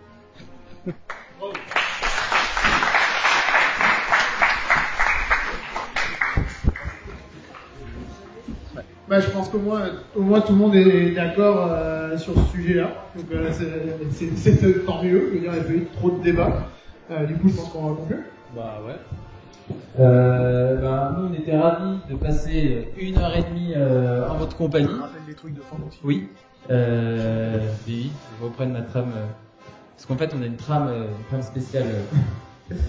Oui, alors, c'était la plus grande émission de Star Wars en direct à QC. Donc, je sais pas si on va le faire encore l'année prochaine. On va remercier nos partenaires comme d'habitude. Donc, qui sont mightybox.net, sitecamp.net, Planète Star Wars, Star Wars Univers, Star Wars .net et Génération Star Wars et Science-Fiction. Raphaël, comment on peut te rejoindre?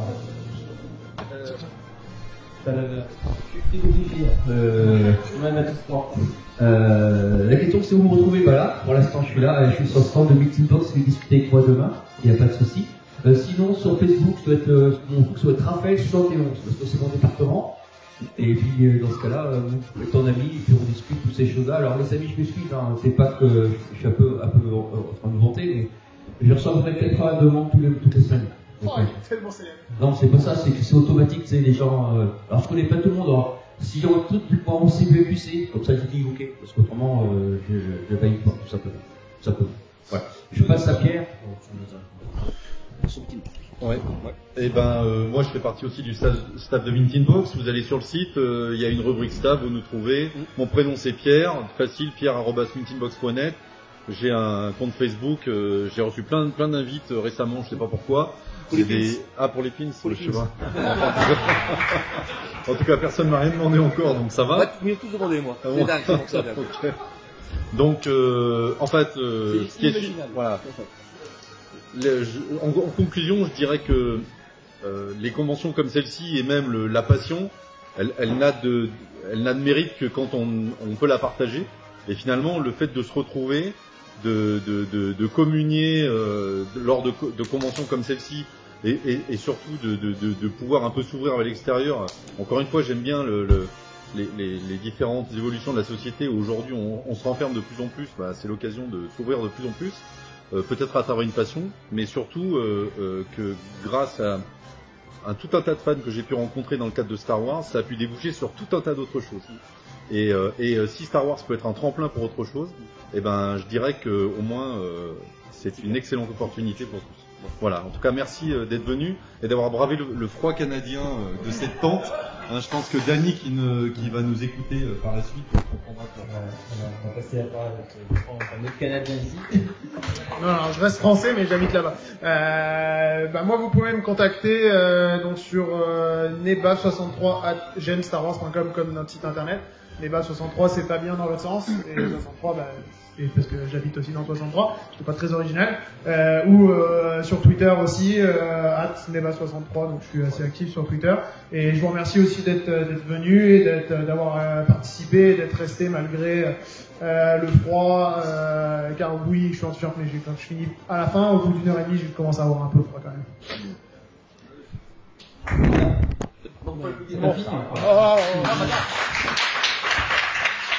Alors, me concernant, pour me retrouver, ce sera plutôt sur les réseaux sociaux, à l'usager Tom and Roses, donc comme les Guns. Et l'avatar, c'est un gros boubou quoi, de Dragon Ball. Et dessin de ma fille, hein, c'est pour ça, hein, sinon j'aurais mis un Star Wars. C'est facile de dire ça. Hein. Et tu penses que c'est moi qui l'ai dessiné? En fait, oui, c'est moi qui l'ai dessiné. Et l'autre chose que je voulais vous dire justement, juste pour conclure, ce qui est génial, n'hésitez pas, comme l'ont dit mes collègues, à faire des demandes pour qu'on échange sur ces réseaux sociaux, parce que c'est vraiment le but de Star Wars en direct. C'est avant tout, vous l'avez vu un peu la manière dont on a amené l'émission, c'est d'échanger les uns les autres, même si on n'est pas d'accord. Et comme vous le disiez, ce qui est sympa, c'est que en plus, les uns les autres, on s'échange beaucoup de choses. Moi, je sais que du coup, j'ai réussi à trouver des jouets grâce à certains des auditeurs. J'ai des romans aussi grâce à certains des auditeurs. Vraiment, et c'est vraiment un échange qui apporte à vous comme à nous en fait. Et c'est ça qui est intéressant et riche. Et moi enfin, vous pouvez me retrouver tous les jours sur Planète Star Wars. Et d'ailleurs demain, dans cette même tente, on fait une conférence sur le spin-off Solo, qui sera sans spoiler. Et donc c'est à 14h. Et après, non mais moi j'aime beaucoup. Non mais après. Et moi j'ai passé un très très bon moment avec vous parce que on vous parle surtout sur Internet. Et puis là on a un contact direct avec vous et c'est ça qui est vraiment super intéressant. Donc passez sur nos stands qui sont tous dans la tente derrière. Voilà, on vous parlera avec plaisir. Et surtout, n'oubliez pas qu'il y a quelques années, on était aussi assis là, et que finalement, il tient qu'à vous de passer de l'autre côté. De passer de l'autre côté. Ouais. Voilà. Eh bien, on va clôturer cette émission. Merci beaucoup. Merci et puis, à tout à l'heure ou à demain. Voilà. Et l'émission